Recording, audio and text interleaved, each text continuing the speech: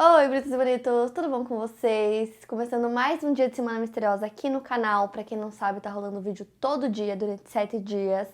Então vão lá conferir todos os vídeos que já entraram e se inscreve aqui embaixo, ativa as notificações pra não perder nenhum vídeo novo. Aproveita e deixa o like pra mim já no comecinho do vídeo, que me ajuda muito na divulgação. Playlist completa do Quinta pra vocês aqui na descrição. Quinta Misteriosa também é podcast pra vocês ouvirem quando e onde quiserem. Também aproveita e me acompanha nas redes sociais que eu vou deixar aqui na tela pra vocês. Me sigam por lá. E agora bora começar o caso de hoje.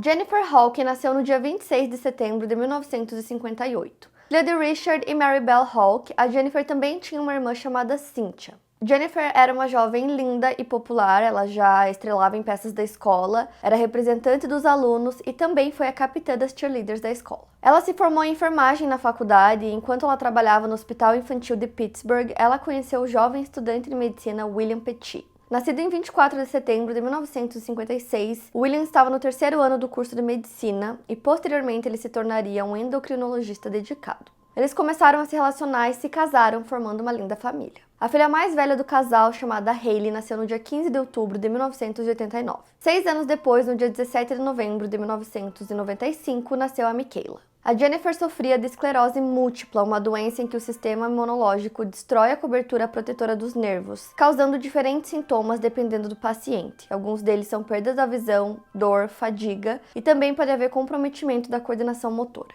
Devido à condição da mãe, a Hailey, a filha mais velha, se mobilizou e arrecadou cerca de $50 mil, sendo a porta-voz da Sociedade de Esclerose Múltipla de Connecticut. Além disso, em 2007, aos 17 anos, ela estava se preparando para ir para Dartmouth College, em Hanover, para estudar biologia ou medicina. Ela participou do time de cross-country do colégio, além de jogar basquete e se tornar uma aluna do quadro de honra. Já a irmã mais nova, Michaela, era uma aspirante a cozinheira e além de ser descrita como uma garota de 11 anos muito empática, que não permitia que nenhum de seus colegas da escola se sentisse excluído, a Michaela planejava assumir a arrecadação de fundos relacionados à esclerose múltipla quando sua irmã fosse para a faculdade, e ela também gostava bastante de jardinagem. A família morava em uma bela casa de 2 andares localizada na Sorghum Mill Drive, número 300, na pacata cidade de Cheshire, um pouco mais de 29 mil habitantes, localizada no estado norte-americano de Connecticut. O William era um médico dedicado, ele saía cedo de casa por volta das 7 horas da manhã e voltava apenas às 9 da noite, 9:30 da noite. A Jennifer estava trabalhando como enfermeira e co-diretora do centro de saúde de um internato particular. A casa da família era muito bonita, mas não era super luxuosa. Na noite do dia 22 de julho de 2017, era um domingo, a Jennifer e a Michaela foram até um supermercado da rede Stop and Shop para comprar alguns suprimentos. Porque a Michaela queria cozinhar para a família e eles incentivavam que ela seguisse o seu hobby. Então isso era por volta de 7:30 da noite. As duas estavam fazendo compras sem perceber que estavam sendo observadas. Quem as observava era o Joshua Komisargeski, de 26 anos, um criminoso de longa data com envolvimento em roubo, invasões de residências, e naquele momento ele estava em liberdade condicional da sua última prisão por crimes relacionados a drogas. Então o Joshua ficou observando as duas enquanto elas faziam compras, e aí no momento que elas saíram da loja ele decidiu segui-las. Então ele foi até a casa da família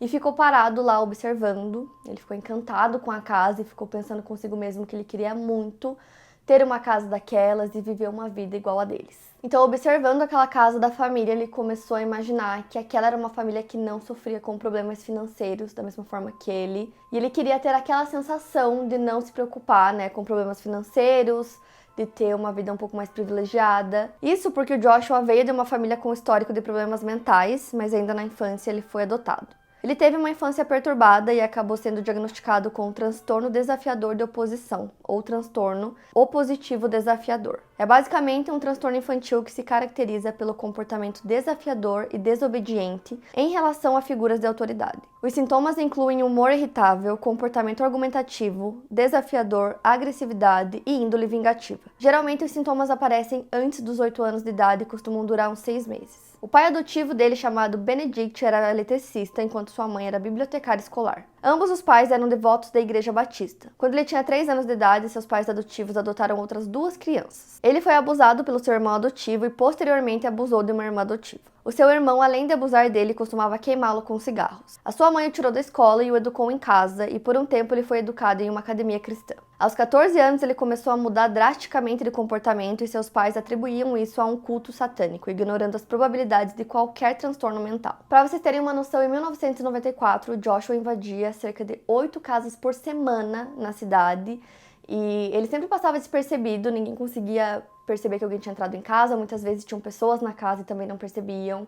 Às vezes ele furtava alguns itens de valor e às vezes ele simplesmente entrava nos cômodos à noite e ficava observando as pessoas dormirem. No ano seguinte, em 1995, ele acabou perdendo uma figura muito importante para ele, que era o seu avô paterno. Não muito tempo depois, ele foi levado para uma instituição psiquiátrica depois de aparentemente ter tentado tirar a própria vida. Então ele passou 2 semanas no hospital psiquiátrico contra sua vontade, sendo obrigado pelos pais. O Joshua queria receber tratamento com medicamentos e também acompanhamento psicológico, porque ele tinha muitas crises de ansiedade, mas para os seus pais adotivos, a terapia convencional não era uma opção. Para eles, a cura para o Joshua seria a religião, então eles decidiram tirar ele do hospital e mandaram ele para um acampamento religioso que ficava em Maine, que inclusive ele já tinha ido algumas outras vezes. E nessa época ele fez uma excursão junto com um grupo de música cristã e ele acabou melhorando, ele parecia que ele estava bem feliz. Quando ele voltou para Connecticut, ele decidiu ingressar na reserva do exército como uma forma de fugir da prisão, porque ele já tinha cometido alguns furtos, como por exemplo pares de tênis. Ele também costumava levar uma faca escondida. Ele tinha a ambição de se tornar um franco atirador, mas ele saiu do exército logo depois da fase de treinamento básico, voltando para Connecticut. Nessa época ele usava e traficava drogas. Em 2002, o Joshua foi preso e sentenciado a 9 anos de prisão. Ele saiu em liberdade condicional em abril de 2007 e na época ele já tinha 18 invasões de casas denunciadas pelos moradores e registradas pela polícia. Ele se lembrava de todos os roubos que ele já tinha feito na vida, lembrava dos detalhes, do posicionamento dos itens dentro das casas. O Joshua teve um relacionamento com as 2 filhas do reverendo Norman Maciel, chamadas Caroline e Clarice. O reverendo acredita que o Joshua escolheu suas filhas porque elas pareciam muito jovens. Quando ele quis casar com a Caroline, o reverendo teve uma conversa por telefone com ele, dizendo que não achava uma boa ideia, porque o Joshua já tinha uma carreira no crime, e o outro pensamento que ele tinha era de que o Joshua era um pedófilo, já que sua filha era menor de idade. A intenção do Joshua era ter uma família com ela, eles passeavam pelos bairros ricos de Cheshire e o Joshua dizia que queria morar em uma daquelas casas, que ele desejava ter a vida daquelas pessoas, assim como desejou viver a vida da família Petit. Enquanto ele estava no centro de reabilitação em Hartford, o Joshua conheceu um homem chamado Steve Hayes, que teve uma origem tão conturbada quanto a dele. De uma maneira não muito positiva, eles se identificaram um com o outro e resolveram ser parceiros de crime. Durante a infância, o Steven foi abusado por uma babá que posteriormente o levaria a desenvolver um fetiche por tênis. Seus irmãos dizem que ele, durante a infância e até posteriormente, era uma pessoa muito manipuladora, a qual eles não suportavam. Os irmãos disseram que ele sempre foi uma pessoa ruim para eles, que ele mentia constantemente para a mãe, fazendo promessas a ela dizendo que iria mudar de vida e ganharia muito dinheiro. Quando o Steven era adolescente, ele começou a beber e a fumar maconha. Ele foi preso pela primeira vez aos 16 anos de idade. Em 2007, ele já estava com 44 anos e já tinha sido preso 26 vezes por vários pequenos crimes diferentes, como furtos. Ele tinha o costume de ficar rondando os estacionamentos dos parques, procurando carros onde as pessoas deixassem bolsas ou carteiras. Quando ele não estava roubando, cumprindo pena por roubo, ele trabalhava em restaurantes. O Steven teve uma filha chamada Alice, mas ele só conheceu ela quando ela tinha 5 anos de idade e ele queria ser um pai presente para ela,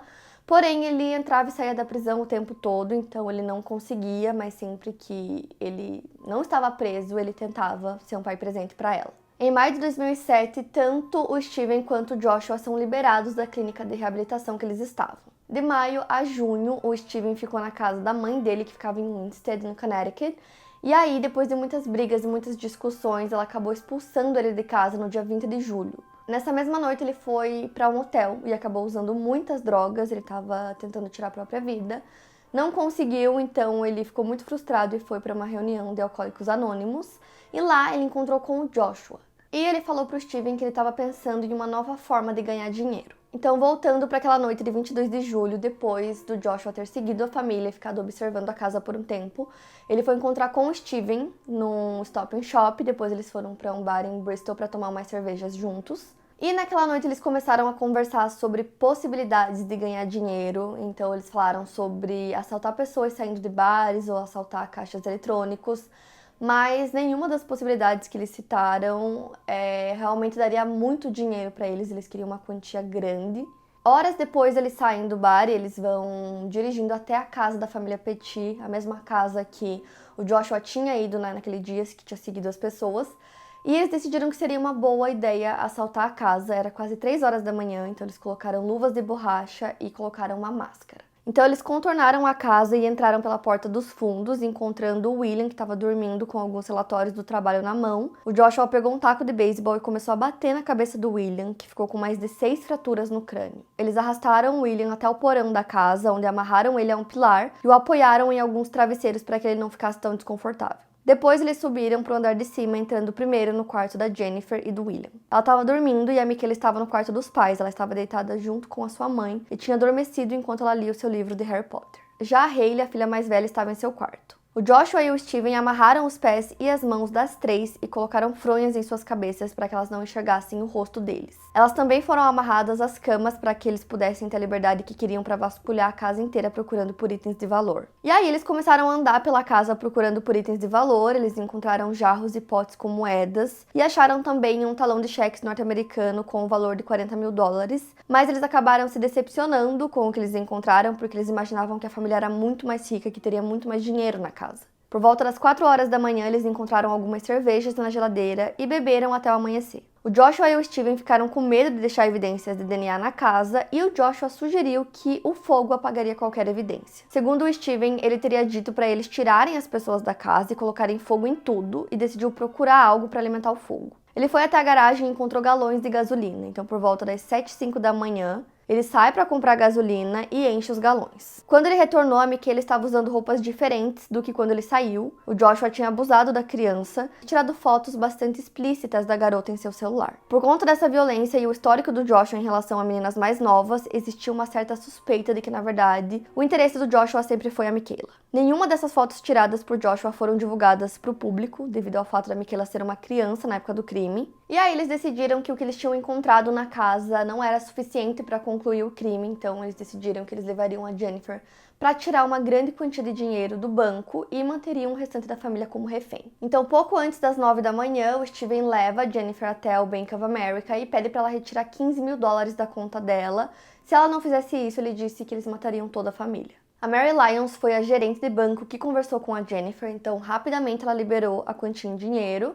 E enquanto a Jennifer estava saindo do banco, ela fez uma ligação para a polícia para relatar o que estava acontecendo. E essa ligação aconteceu às 9h21. A Mary disse que olhou nos olhos da Jennifer e que ela sabia que se tratava de uma mãe que estava desesperada e estava dizendo a verdade. Então a Mary liga para a polícia e na ligação ela disse que tinha atendido uma cliente, que tinha contado para ela que toda a sua família estava sendo mantida como refém e que ela parecia petrificada de tanto medo. Ainda na ligação ela disse que dentro do carro ela conseguiu observar um homem com um capuz preto. A polícia chegou rapidamente e conseguiu seguir o Steven e a Jennifer até a casa, então já tinham várias viaturas da polícia chegando lá e parando do lado de fora, prontas para intervir no que quer que acontecesse, mas eles não telefonaram para dentro da casa, não bateram na porta, não tentaram invadir e nem negociar com os sequestradores. Enquanto a polícia aguardava instruções para continuar, a situação dentro da casa estava piorando. Quando eles se tornaram à residência, o Joshua admitiu para o Steven que tinha abusado da Michaela, e eles começaram a discutir, então o Joshua disse que ele deveria fazer o mesmo com a Jennifer para equilibrar as coisas. Então a sequência de fatos depois disso não é muito precisa, não se sabe se ele realmente abusou da Jennifer antes ou depois de tê-la estrangulado até a morte, mas a violência aconteceu no chão da sala de estar da família. Nesse ponto, as coisas aconteceram quase que ao mesmo tempo. O William estava trancado no porão por quase 7 horas com fraturas no crânio. Ele estava fazendo uso de anticoagulante e por isso ele perdeu uma grande quantidade de sangue. Mesmo assim, ele conseguiu se soltar do local onde ele estava preso e ainda com as pernas amarradas, ele saiu do porão às 9h51 pela lateral da casa, foi até um vizinho para pedir ajuda e alertar do que estava acontecendo, dizendo que as suas 2 filhas estavam dentro da casa. O vizinho ficou muito confuso no primeiro momento, ele não conseguiu reconhecer quem era por conta da quantidade de sangue que tinha escorrido da cabeça do William. Os 2 criminosos não tinham percebido que o William tinha conseguido fugir da casa e logo depois dele ter conseguido fugir, eles decidiram que a melhor coisa a se fazer seria colocar fogo na casa e nesse momento eles decidiram que não tirariam as pessoas de dentro porque eles queriam acabar com todas as evidências.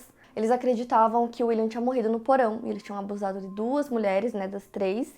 Então eles decidiram que o melhor seria acabar com todas as provas queimando a casa. Então os 2 começaram a espalhar gasolina por toda a casa, inclusive em cima das meninas que estavam vivas, Aí eles acenderam um fósforo e começaram a colocar fogo no lugar. Pra vocês terem ideia como tudo aconteceu muito rápido, o William tinha conseguido sair às 9h51 e eles colocaram fogo na casa às 9h56. Logo depois, os dois tentaram fugir usando a SUV da família, mas foram interceptados pela polícia e presos às 10h01 da manhã. O William foi levado às pressas para o hospital, já quase sem vida porque ele tinha perdido muito sangue. E aí, como eles tinham espalhado gasolina por toda a casa, o fogo se alastrou muito rápido, então eles estavam tentando apagar o fogo e salvar as meninas. Quando os bombeiros conseguiram finalmente entrar na casa, já não tinha mais ninguém para salvar. A Michaela tinha morrido asfixiada pela inalação da fumaça e a Hayley tinha conseguido se soltar das amarras e fugir, mas infelizmente seu corpo estava em chamas e ela morreu queimada e não pela inalação da fumaça. O William, de 50 anos na época, foi o único sobrevivente. A Jennifer tinha 48 anos quando faleceu, a Hayley tinha 17 e a Michaela apenas 11. A irmã da Jennifer, chamada Cynthia, recebeu a notícia no mesmo dia. Ela estava tentando ligar para a irmã para elas planejarem as férias na praia juntas, mas ninguém estava atendendo. Foi quando a irmã do William, Joanna Petit Chapman, ligou para ela por volta das 2 da tarde e deu a notícia. A Cynthia ficou sem acreditar, a forma como tudo aconteceu mexeu muito com as famílias e ela precisou dar a difícil notícia para os seus pais. E depois disso, os pais da Jennifer foram até o hospital para visitar o William e aí o William tentou se desculpar por não ter conseguido salvar a esposa e as filhas, mas eles disseram que ele não precisava se desculpar e que eles estavam felizes que pelo menos uma pessoa tinha sobrevivido. Um dos vizinhos da família, chamado Bob Picozzi, ele tinha saído da casa dele por volta das 4h30 da manhã para ir trabalhar e ele passou na frente da casa da família. Petit viu que estava tudo ok, ele disse que não conseguiu perceber nada de diferente, nada de suspeito, então ele foi trabalhar. E quando ele voltou do trabalho, ele viu que a casa tinha sido incendiada e ficou incrédulo. O crime acabou mexendo muito com a comunidade, porque era uma cidade muito pequena, então as pessoas confiavam umas nas outras, né? Uma cidade com baixa criminalidade, as pessoas costumavam deixar a porta destrancada de vez em quando, então depois disso as pessoas perderam um pouco daquele sentimento de segurança na cidade, começaram a trancar as portas e ficar mais atentas. Depois que tudo aconteceu, o William se sentiu muito culpado por ele não ter saído do porão e ter entrado na casa para tentar salvar mais alguém da família. Ele tinha perdido muito sangue, ele estava muito mal, então ele sabia que ele tinha a chance de fazer isso e morrer lá dentro com eles. E era uma coisa que passava muito pela cabeça dele. No início do caso, tinham poucas informações, né, que tinham sido divulgadas, e aí conforme as coisas foram aparecendo cada vez mais nos jornais e na mídia, as pessoas começaram a fazer muitas perguntas, como, por exemplo, por que a polícia não interviu antes, né? Se eles tivessem feito isso, talvez toda a família poderia ter sido salva, como eu falei pra vocês. Conseguiram seguir o carro, conseguiram chegar no local, várias viaturas, e eles decidiram não intervir, decidiram não fazer nada e decidiram esperar. Então, aquela tragédia poderia ter sido evitada. Além disso, também soube-se que o primeiro policial a chegar no local conseguiu ouvir o choro da Michaela vindo de dentro da casa. E, além disso, a irmã da Jennifer começou a se perguntar o porquê aqueles policiais que estavam seguindo o carro não interceptaram o carro, não fizeram ele parar o carro quando a Jennifer estava dentro, viva. E também por que eles não deixaram ela mais tempo dentro do banco, né? Por que devolveram ela pro sequestrador, né? Pra ela sair do local com ele. Então, em um primeiro momento, os policiais responderam que, na verdade, eles tinham chegado no local quando a casa já estava em chamas. Porém, o William disse que quando ele saiu da casa pelo porão, né, ele conseguiu ver várias pessoas escondidas nos arbustos e ele acreditava que eram policiais. Além disso, como eu falei pra vocês, uma viatura seguiu o carro com a Jennifer e com o Steven.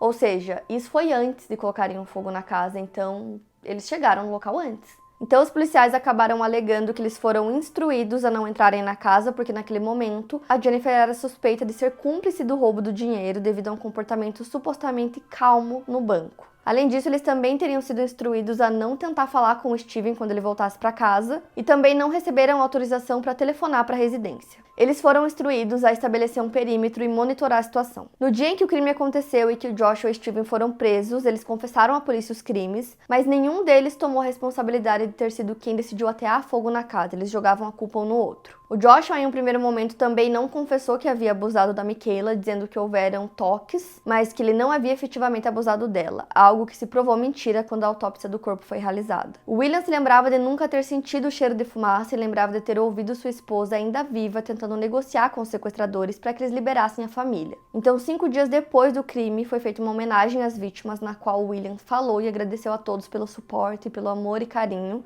que as pessoas estavam dando a eles naquele momento. Tanto o Steven quanto o Joshua foram acusados com 6 acusações de assassinato cada, todas puníveis com pena de morte. Ambos iriam ao tribunal de Meriden, em New Haven, para ouvir as acusações. As pessoas queriam entender o motivo para aquele crime ter acontecido, já que as vítimas fizeram tudo o que os sequestradores mandaram e não haviam motivos para que elas fossem mortas. Os advogados de defesa queriam que não houvesse julgamento, eles não queriam que as pessoas ficassem sabendo de toda a situação traumática que tinha acontecido, então propuseram que os homens se declarassem culpados, assim não haveria um julgamento e eles seriam condenados à prisão perpétua. Porém, a promotoria rejeitou tal oferta, eles queriam buscar pela pena de morte no caso dos dois. E pela lei de Connecticut, a pena de morte não poderia ser aplicada sem que houvesse um julgamento. O caso recebeu uma grande cobertura da mídia na época e o público em geral queria que ambos fossem executados pelos crimes. Até mesmo os próprios irmãos do Steven gostariam que ele fosse condenado à pena de morte e chegaram a dizer que esperavam que alguém atirasse nele enquanto ele saísse do tribunal. No dia 6 de janeiro de 2008, houve uma vigília na cidade de Cheshire em homenagem à família Petit. No dia 30 de maio de 2008, a casa deles foi demolida e foi construído um jardim memorial em seu lugar. O William iniciou uma fundação em homenagem à sua família chamada Petit Family Foundation.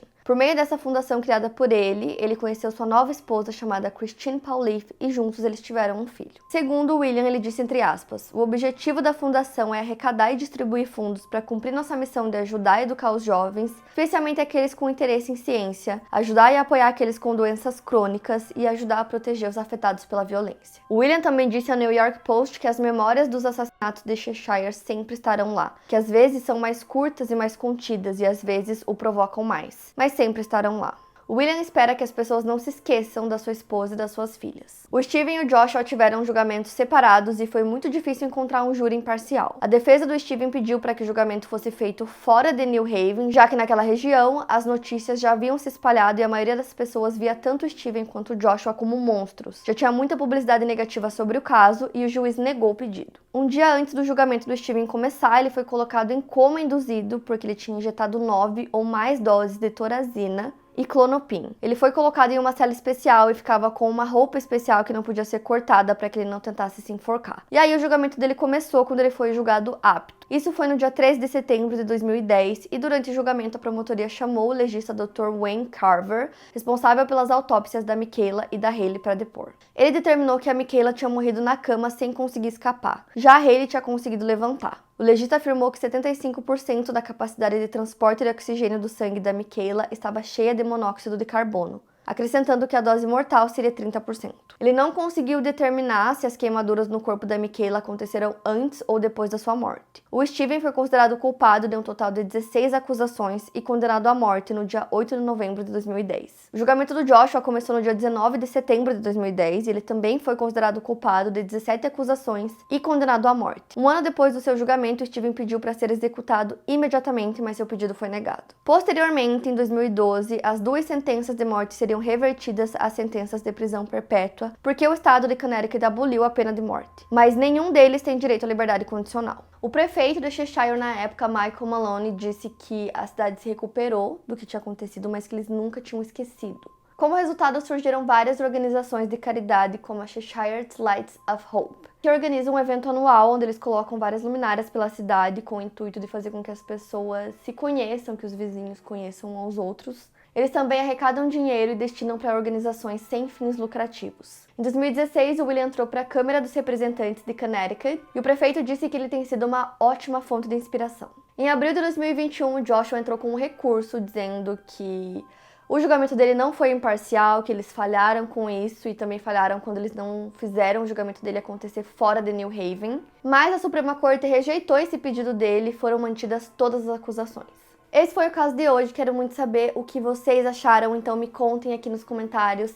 Se você ainda não está inscrito, não se esquece de se inscrever para não perder nenhum vídeo novo, estamos em Semana Misteriosa aqui no canal. Playlist completa do Quinta tá aqui na descrição para vocês, com muitos casos, então vão lá maratonar. Quinta Misteriosa também é podcast, o link vai estar na descrição para vocês. Não esquece de me acompanhar nas redes sociais, que eu vou deixar aqui na tela. E é isso, eu vejo vocês amanhã.